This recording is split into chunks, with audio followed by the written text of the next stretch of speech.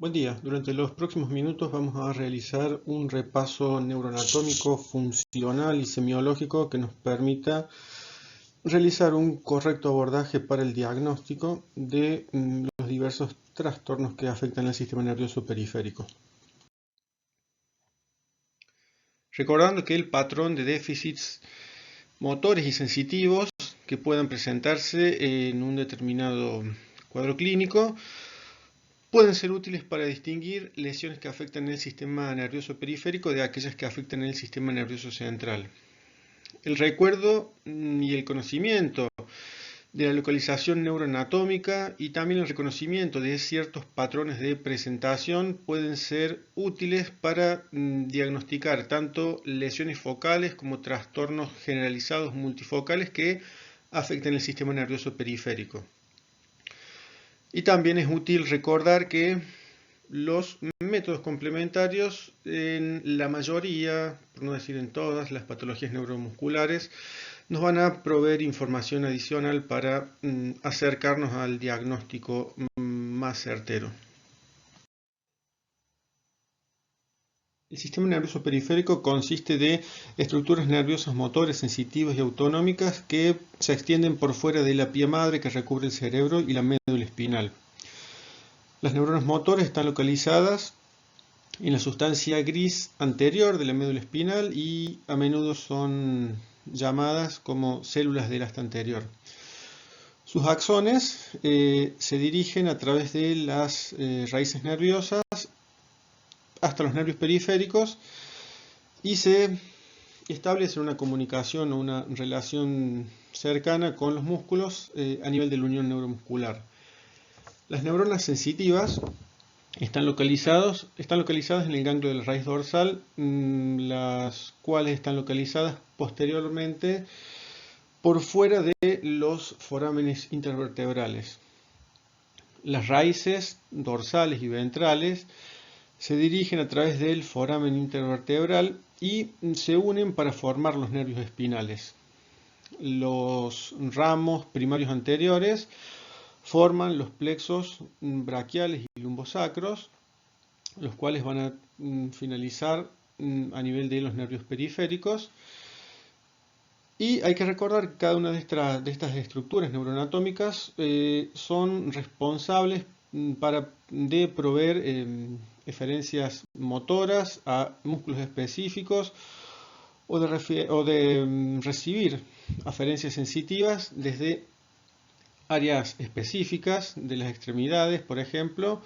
o desde los arcos aferentes que constituyen los reflejos osteotendinosos. Y luego del breve repaso neuroanatómico, hay que recordar que los trastornos del sistema nervioso periférico pueden presentarse en forma focal, multifocal o generalizada, por lo que las estrategias clásicas de reconocimiento y localización neuroanatómica de estructuras específicas, como pueden ser raíces nerviosas o nervios, son útiles para estudiar o identificar lesiones o trastornos focales. En el caso de que estemos frente a un trastorno generalizado multifocal, la función o la inervación de nervios específicos individuales se vuelve un poco menos importante que el reconocimiento de ciertos patrones, como pueden ser la presencia de déficits motores o sensitivos que se presenten en forma distal o proximal,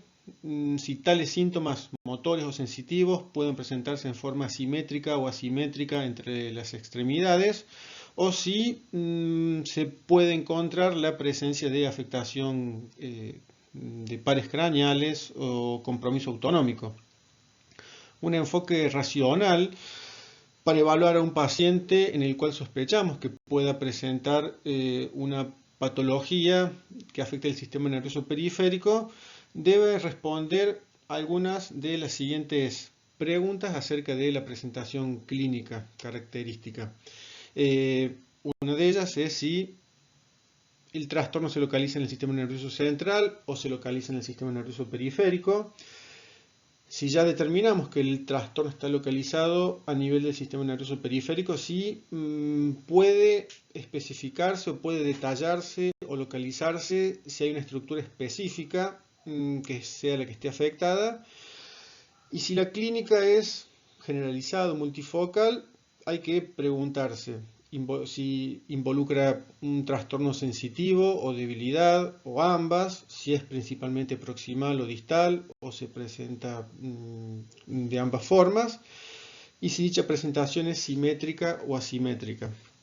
Y también una pregunta muy importante a responder es si el trastorno es de inicio agudo o subagudo.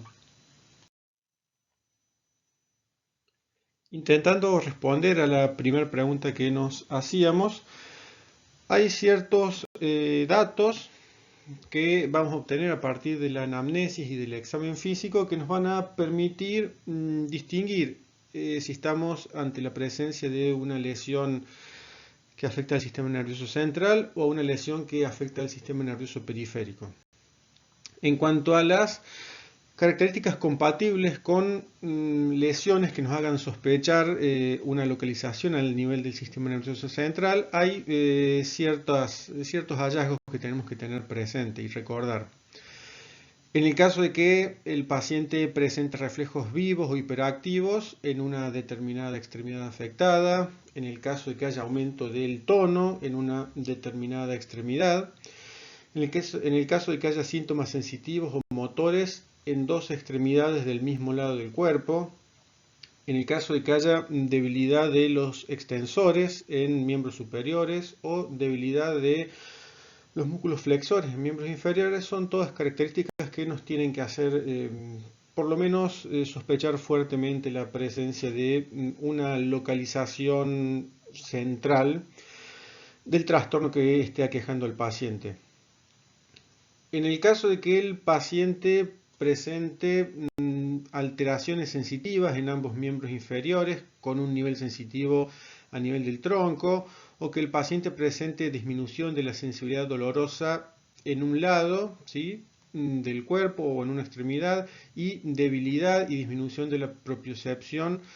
contralateral. Esas son características que nos tienen que hacer pensar en cuanto a la localización, que el trastorno puede estar presente a nivel de la médula espinal. Y en cuanto a las características que son compatibles con una localización a nivel del sistema nervioso periférico, tenemos que por lo menos recordar lo siguiente: que el paciente presente dolor axial en las extremidades nos tiene que sospechar o hacer sospechar una localización periférica, ya que las lesiones a nivel del cerebro, del tronco encefálico, raramente causan dolor. Una excepción podría ser el dolor central post-stroke, post-accidente cerebrovascular, que es una complicación, una secuela tardía de un evento isquémico, el cual por lo general está localizado a nivel del tálamo y está caracterizado también por la presencia de alodinia e hiperalgesia. La presencia de características neuropáticas en cuanto a un dolor ardiente con parestesias o un dolor descrito como una sensación de electricidad en un determinado miembro afectado, nos debe hacer pensar o considerar la posibilidad de una etiología periférica. En el caso de que el paciente presente reflejos disminuidos en una determinada extremidad afectada, nos tiene que hacer pensar en una lesión periférica, ¿sí? Obviamente en el miembro sintomático. La debilidad y disminución de la sensibilidad dolorosa en una misma extremidad no se deben a una lesión en la médula espinal, ¿sí? Y puede deberse tanto a una lesión periférica como una lesión que puede localizarse a nivel de cerebro y tronco, y pensando un poco lo que mencionaba previamente. Y también otro hallazgo es la pérdida sensitiva que puede afectar manos y pies, pero no tronco. Son todas características compatibles con localizaciones periféricas. Y ya adentrándonos en el reconocimiento de patrones, en el caso de que estemos ante un patrón de sintomatología focal, la primera pregunta a responder es si los síntomas y signos motores y sensitivos pueden localizarse en una estructura específica e individual del sistema nervioso periférico, reconociendo como tales. Para poder realizar tal reconocimiento a las raíces nerviosas, a los plexos y a los nervios periféricos. Las lesiones de estas estructuras pueden causar patrones característicos y distintivos de dolor, pérdida sensitiva y debilidad que es necesario reconocer en forma pormenorizada para llegar al diagnóstico adecuado. Con respecto a las radiculopatías, un examen neurológico cuidadoso asociado a un adecuado conocimiento neuroanatómico de las raíces espinales nos permite alcanzar o arribar a una localización adecuada en forma muy específica. Por lo general, los síntomas sensitivos a menudo preceden a los síntomas motores en las radiculopatías tanto cervicales como lumbares. Esto debería ser considerado en un paciente que presente o que se presente con dolor axial y radicular, en donde además se encuentre un patrón sensitivo de pérdida sensitiva con una distribución dermatómica específica. Dentro de las causas más comunes de compresiones de las raíces espinales, nos encontramos con las herniaciones discales intervertebrales y las espondilosis. Otras causas menos frecuentes tienen que ver con, por ejemplo, quistes sinoviales, osteomielitis, fracturas vertebrales, entre otros. No es el objetivo de esta charla el de describir e identificar en forma específica e individual cada una de las raíces que pueden ser afectadas por alguna de las múltiples causas que se mencionaron previamente, pero bueno, aquí vamos a por lo menos dar un pantallazo general con información que puede ser adquirida en cualquier libro de semiología o de neurología sobre las raíces cervicales y lumbares y sacras y las manifestaciones clínicas que van a surgir como consecuencia de su afectación a partir del compromiso motor, sensitivo y la afectación o no de reflejos osteotendinosos que pueden acompañarse con la afectación de cada una de estas raíces.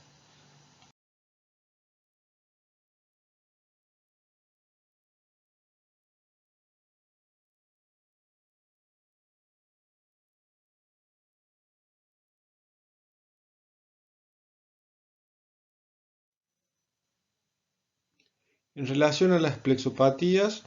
hay que recordar que los plexos braquiales y lumbosacros están anatómicamente protegidos en comparación a las raíces espinales, pero igualmente pueden ser susceptibles de ser lesionados a partir de traumatismos, anormalidades estructurales, infiltraciones neoplásicas o procesos inflamatorios. Al igual que lo que ocurría con las radiculopatías, en estos siguientes cuadros se van a mostrar los patrones de afectación motoras y sensitivas y la alteración o no de los reflejos osteotendinosos que se van a presentar en las diferentes plexopatías o en la alteración o afectación de alguna de las estructuras que componen estas estructuras anatómicas.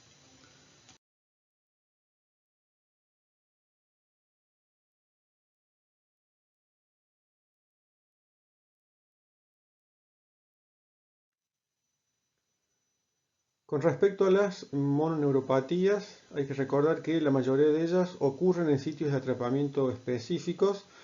que son regiones donde los nervios específicos están relativamente desprotegidos o susceptibles de ser sometidos a estiramiento o compresión debido a traumas repetitivos o a un uso diario y sostenido. Los sitios más comunes de atrapamiento son el túnel carpiano en relación al nervio mediano, el codo en relación al nervio cubital, el canal de torsión en relación al nervio radial y en la cabeza peroneal en relación al nervio peroneo común. La mayoría de estas situaciones causan tanto manifestaciones sensitivas como motores.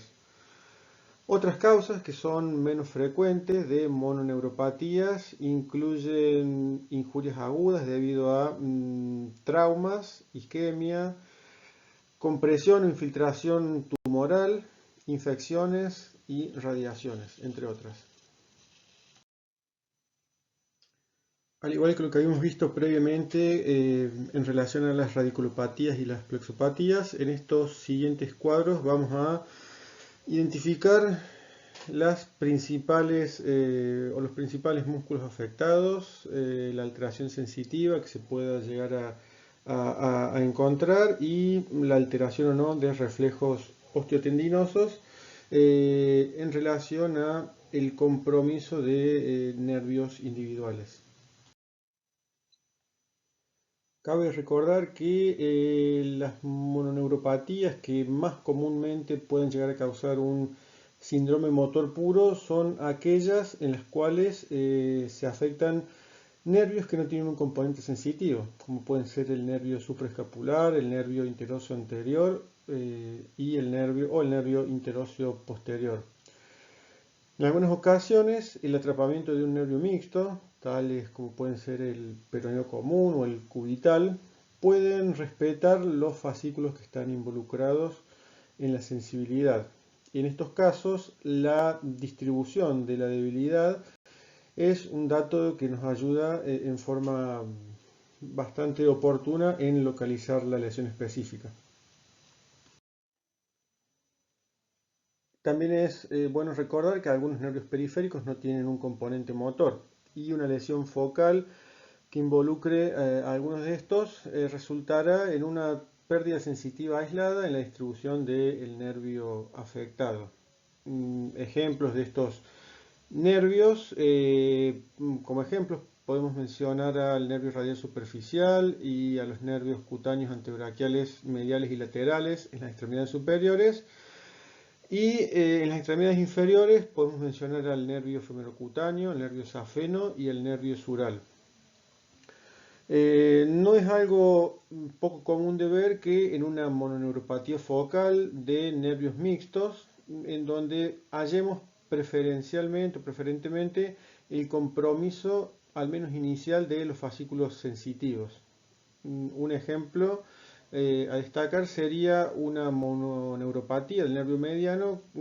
causada por un síndrome de túnel carpiano, en donde, por ejemplo, comúnmente el paciente va a referir dolor y trastornos sensitivos a nivel de la muñeca y la superficie palmar de los primeros 3 o 4 dedos. Por lo general los pacientes no desarrollarán característicamente una debilidad en la eminencia tenar hasta que la enfermedad se halle en un curso bastante avanzado de su evolución. Seguimos viendo en estos cuadros la afectación motora, sensitiva y eventualmente la alteración o no de los reflejos osteotendinosos que vamos a encontrar en las diferentes mononeuropatías que afecten los miembros inferiores.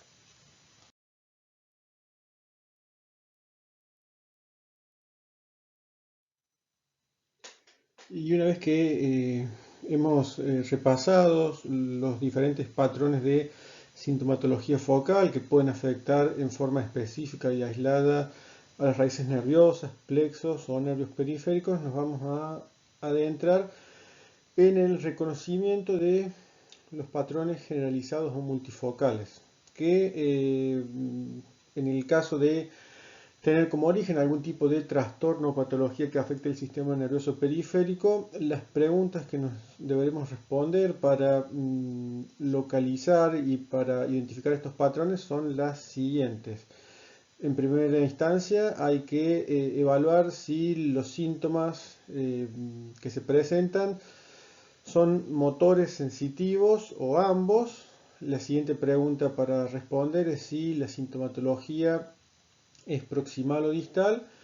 La tercera pregunta a responder es si la sintomatología se presenta en forma simétrica o asimétrica. En el caso de que el patrón de presentación sea un patrón proximal y asimétrico, hay que pensar que por lo general este tipo de patrón con afectación motor y sensitiva usualmente se debe a la afectación, a una afectación polirradicular, polirradículo neuropática o radículo plexual. Este tipo de patrón particularmente es bastante sugestivo y característico de una entidad denominada amiotrofia diabética. Otras causas que pueden causar esta afectación polirradicular, polirradículo neuropática o radículo plexual involucran infiltraciones meningias, ¿sí?, por carcinomas o linfomas, ¿sí?, infecciones o sarcoidosis, entre otras. En el caso de que estemos ante un trastorno del sistema nervioso periférico que se presente con un patrón clínico, con afectación motora y sensitiva, de distribución proximal y distal en forma asimétrica, tenemos que recordar que la afectación puede ser predominantemente proximal, a partir de lo cual vamos a pensar en una afectación polirradicular, o dicho trastorno se puede presentar abarcando un patrón tanto proximal como distal, en el caso del cual ya estaríamos pensando en una afectación polirradículo neuropática. Dentro de los ejemplos más conocidos que podemos mencionar que se presente con este tipo de patrón generalizado, podemos mencionar a la polirradículo neuropatía desmielinizante inflamatoria aguda, la cual se presenta clínicamente con un cuadro de debilidad simétrica ascendente y arreflexia que se desarrolla usualmente en un lapso de 1 a 2 semanas y que se puede asociar con la presencia de trastornos sensitivos en forma de acroparestesias. La debilidad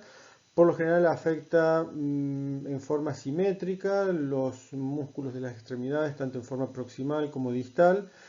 y asimismo también puede involucrar músculos faciales, músculos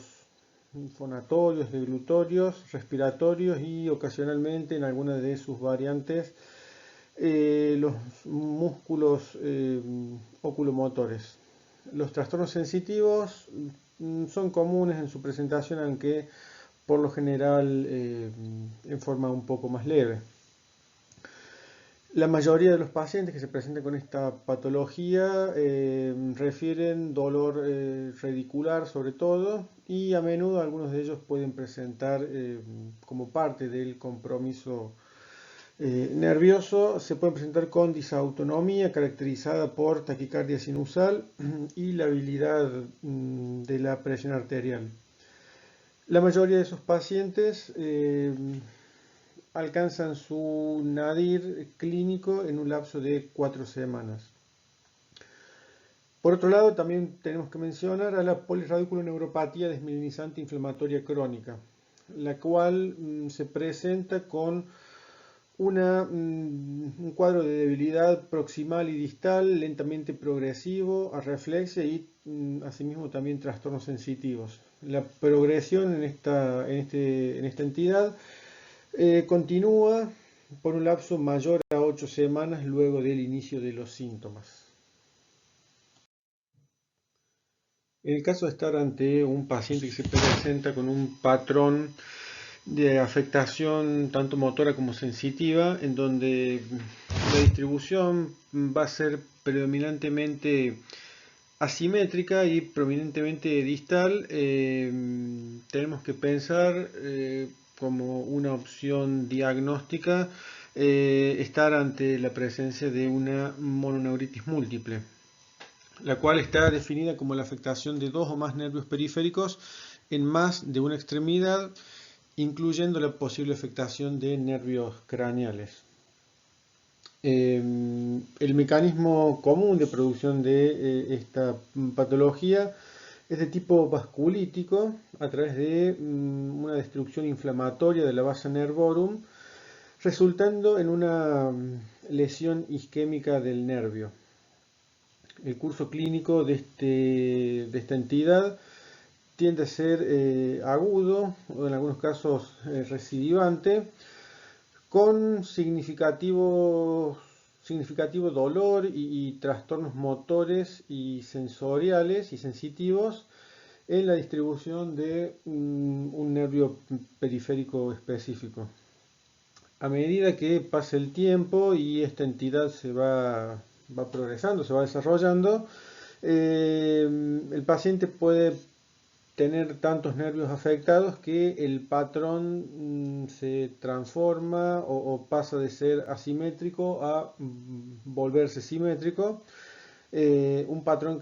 al cual nos referimos como una mononeuritis múltiple confluente.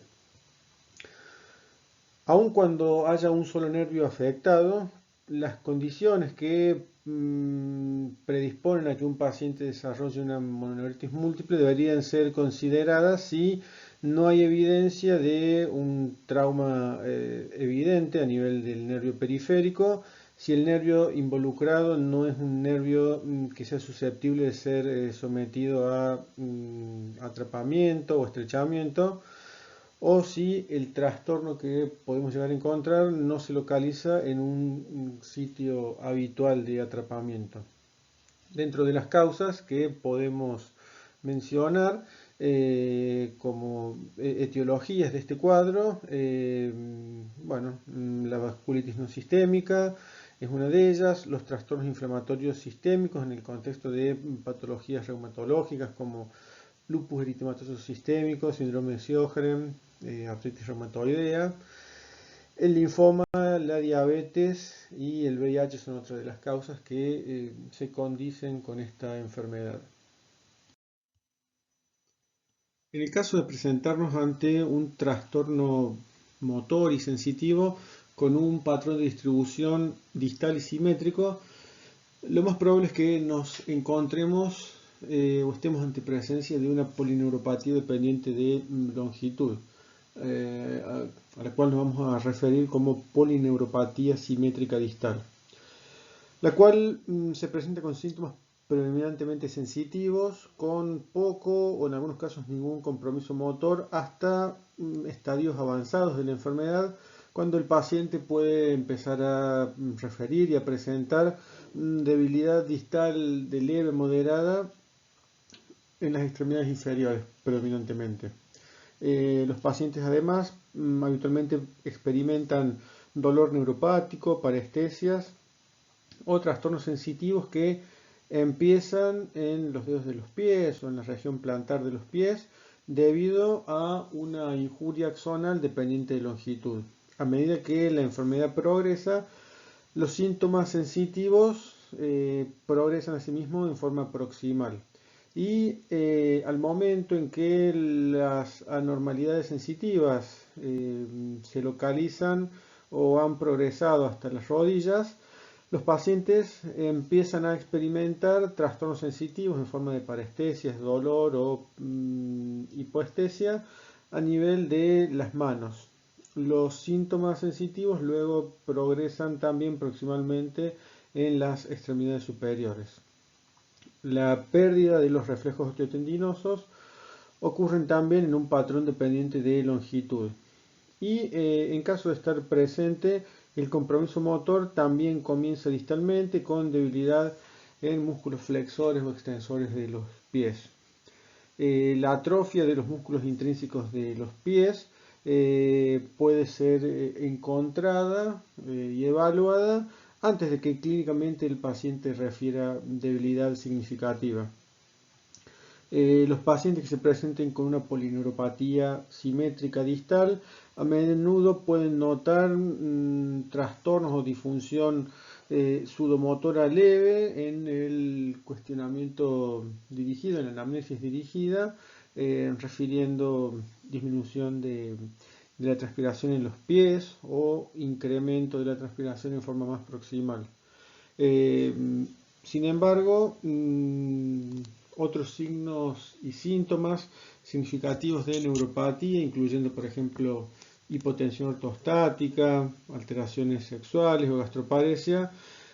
es inusual en un paciente que se presente con una polineuropatía simétrica distal, y la presencia de algunas de estas características que acabo de mencionar nos tienen que sugerir la presencia de trastornos específicos, como por ejemplo amiloidosis. La mayoría de las polineuropatías simétricas distales tienen un curso crónico con una evolución por lo general bastante lenta. La mayoría de estos pacientes que se presentan con este tipo de patrón probablemente pueden llegar a tener diabetes, prediabetes o presentar una neuropatía idiopática.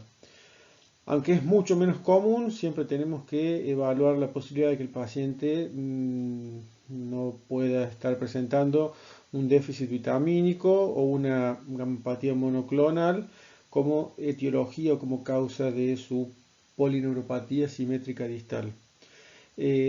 Por otro lado, en caso de que el paciente se presente con una polineuropatía simétrica distal con un compromiso motor mucho mayor que el sensitivo, nos tiene que hacer pensar en diferentes diagnósticos diferenciales. Y la causa más común de presentación de este patrón es una neuropatía sensitivo-motora, predominantemente motora hereditaria, que se denomina enfermedad de Charcot-Marie-Tooth, en donde ciertos hallazgos característicos como inicio de edades tempranas de la vida, antecedentes de historia familiar o familiares con trastornos similares, y la presencia de deformidades como pie cabo o pie equino nos tiene que hacer pensar en la presencia de esta polineuropatía simétrica distal con un compromiso motor predominantemente antes que síntomas sensitivos. Tras haber repasado los diversos trastornos que se puedan llegar a presentar con un compromiso poliradiculopático, poliradiculoneuropático o radículo plexopático, que se van a presentar clínicamente con trastornos motores y sensitivos, ahora nos vamos a adentrar en los diferentes trastornos o patologías del sistema nervioso periférico que se van a presentar con un patrón motor puro, a partir de lo cual vamos a pensar en la posibilidad de compromiso de neuronas motoras, nervios motores, unión neuromuscular o músculo específicamente.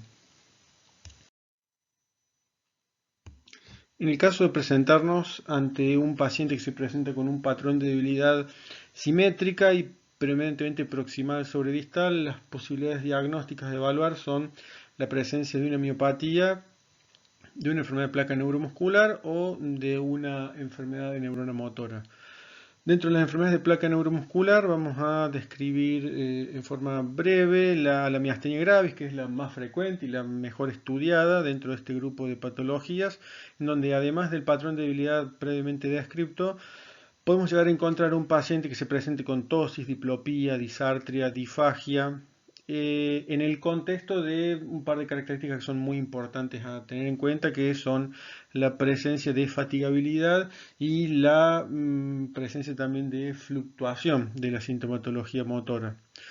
A partir de lo cual, a través de métodos complementarios, como pueden ser estudios electrodiagnósticos o la presencia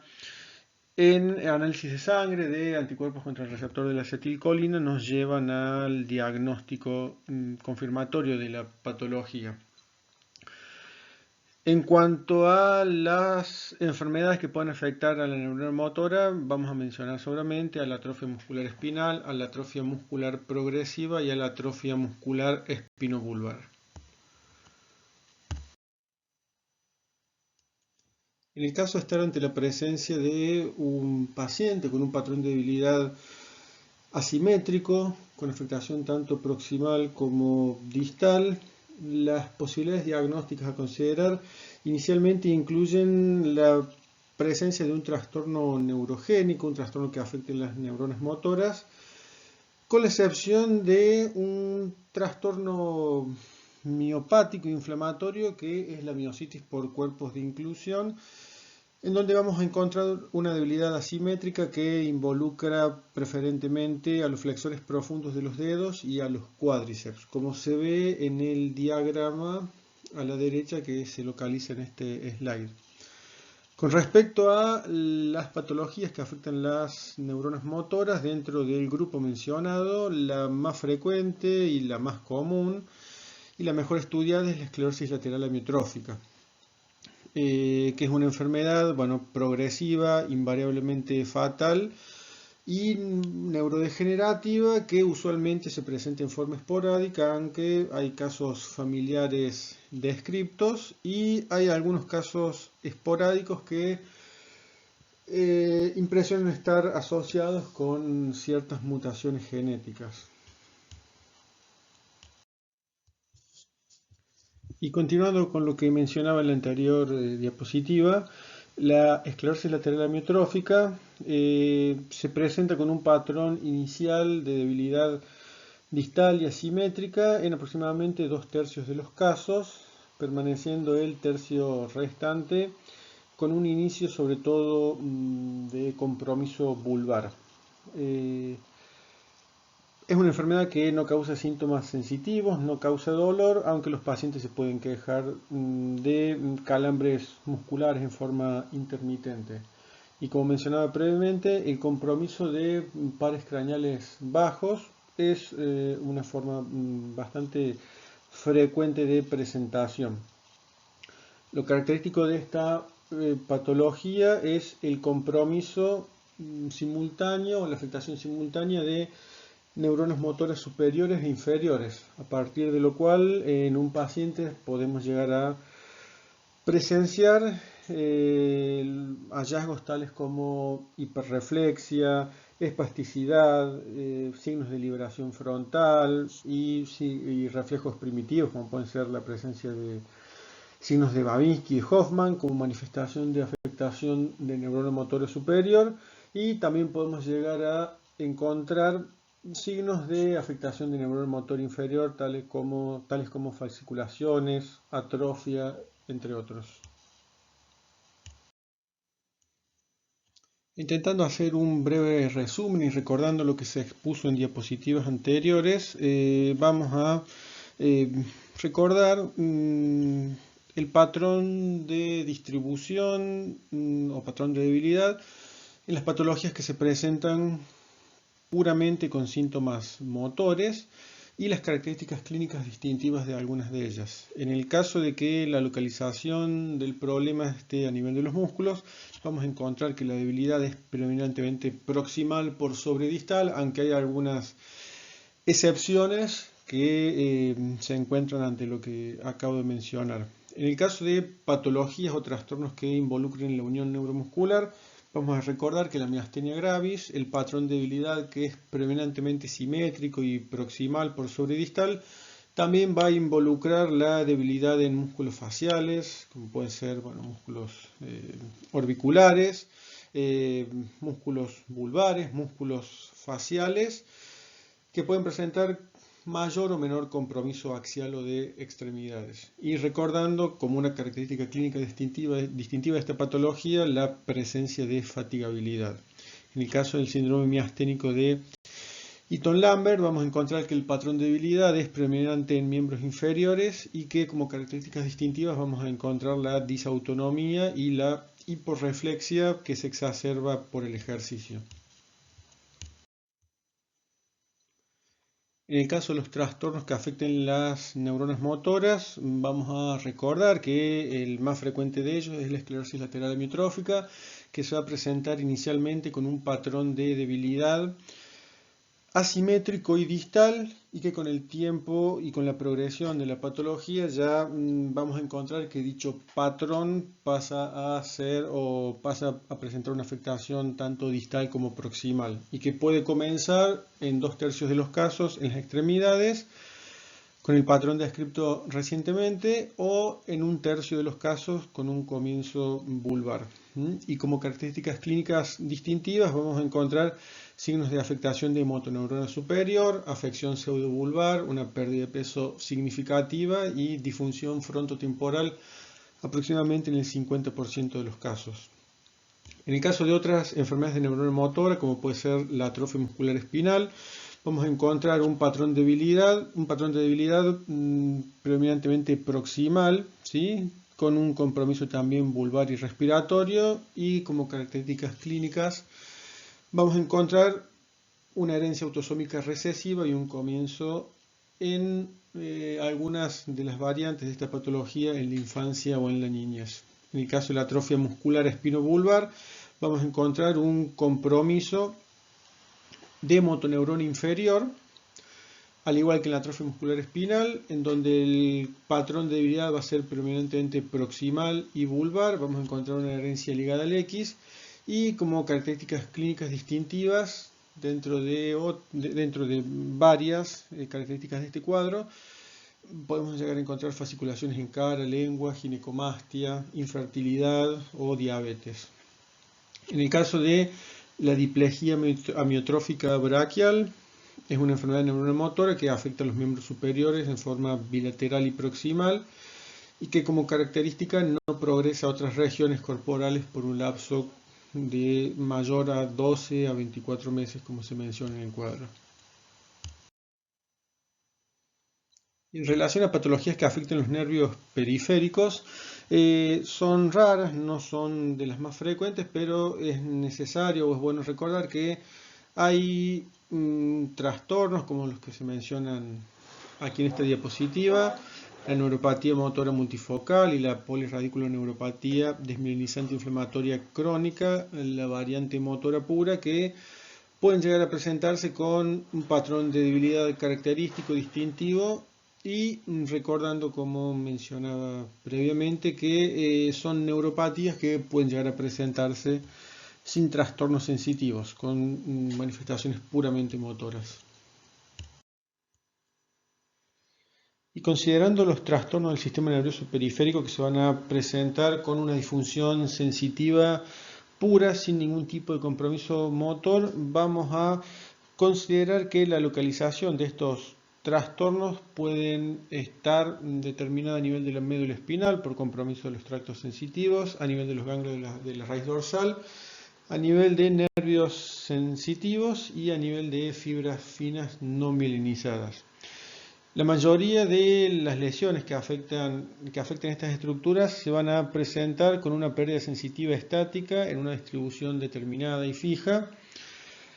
motivo por el cual los pacientes que refieran episodios migrantes, episódicos de parestesias, por lo general no nos va a llevar a la consideración de que estemos ante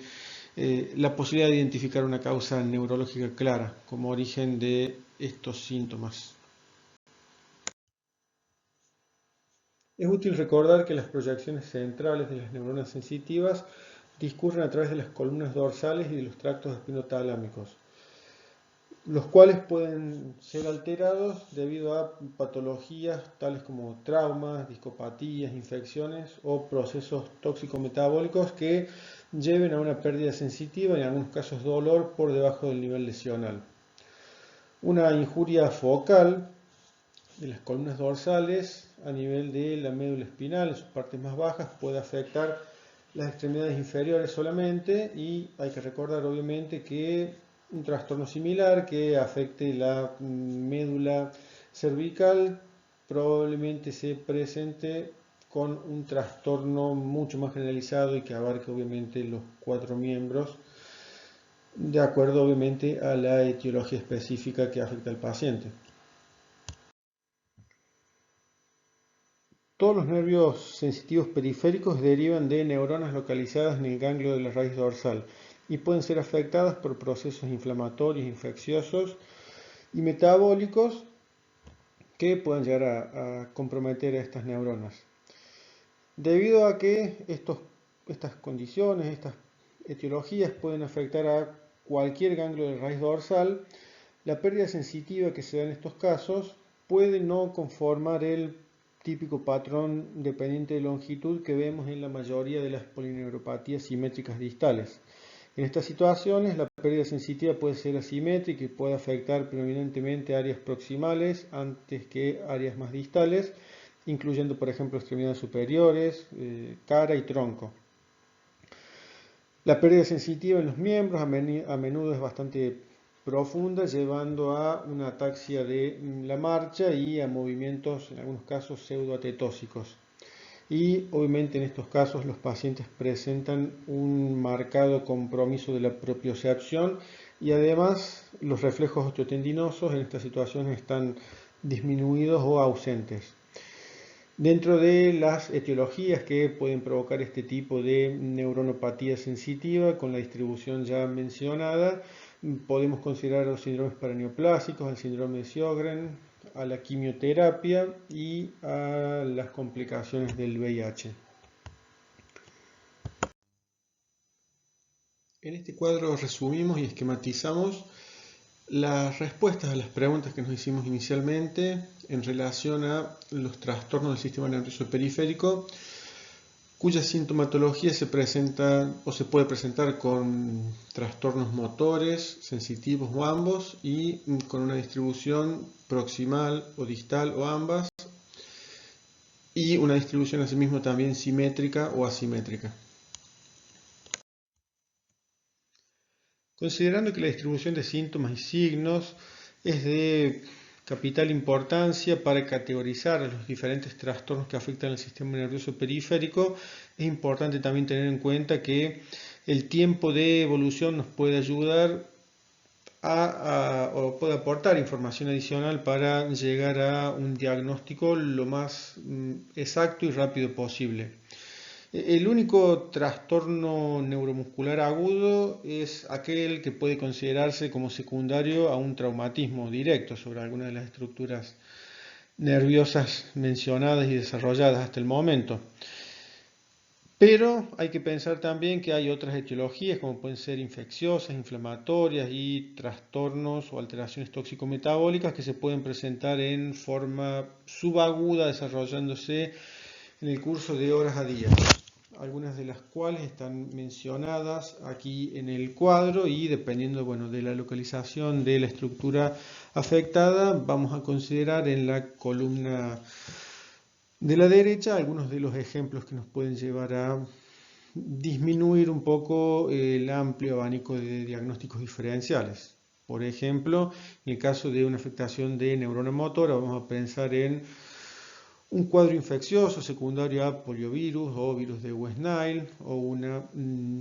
patología paraneoplásica en el contexto de un síndrome paraneoplásico.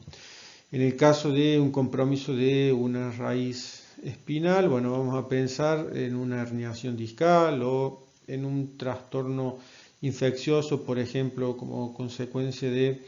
infección por virus varicela zoster. En el caso de una afectación de neurona sensitiva pura, vamos a considerar la etiología paraneoplásica, el síndrome de Sjögren y toxicidad por ciertos fármacos.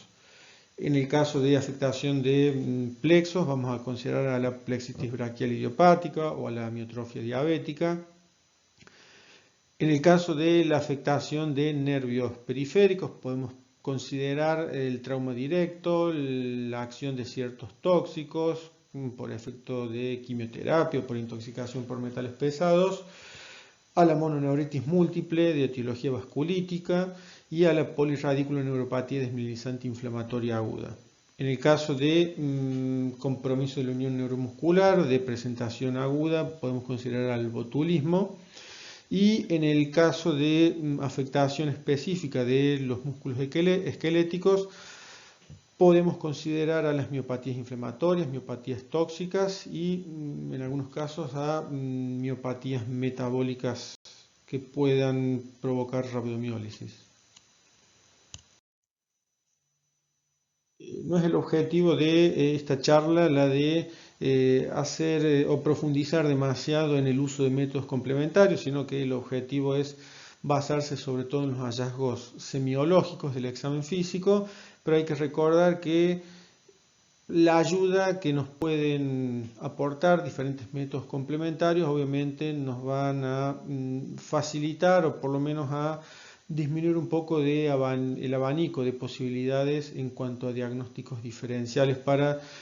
las diferentes patologías de las cuales hemos hablado hasta el momento, ¿sí? Y sabiendo que Disponemos de análisis de sangre, análisis de líquido cefalorraquídeo, estudios electrofisiológicos, estudios de imágenes como puede ser resonancia y ecografías y biopsias de nervio, músculo, piel para determinar la etiología final que puede estar provocando algunas de los cuadros de los cuales hemos hablado hasta el momento. Y llegando al final podemos establecer como conclusiones que las lesiones focales del sistema nervioso periférico causan déficits que puedan correlacionarse específicamente con determinadas estructuras neuromusculares involucradas, siempre teniendo en cuenta el reconocimiento y el recuerdo neuroanatómico de dichas estructuras. En el caso de los trastornos generalizados o multifocales que afectan al sistema nervioso periférico, hay que recordar que los mismos pueden ser identificados basándonos o ayudándonos con patrones característicos de compromiso motor, sensitivo o de ambos. Y también es importante recalcar que los métodos complementarios deberían ser utilizados para confirmar o refutar sospechas diagnósticas que permitan optimizar el manejo del trastorno que esté aquejando al paciente. Espero que lo expuesto hasta el momento les sea de utilidad para realizar un correcto abordaje de las diferentes y muy numerosas patologías que pueden afectar al sistema nervioso periférico que vamos a encontrar en la práctica diaria.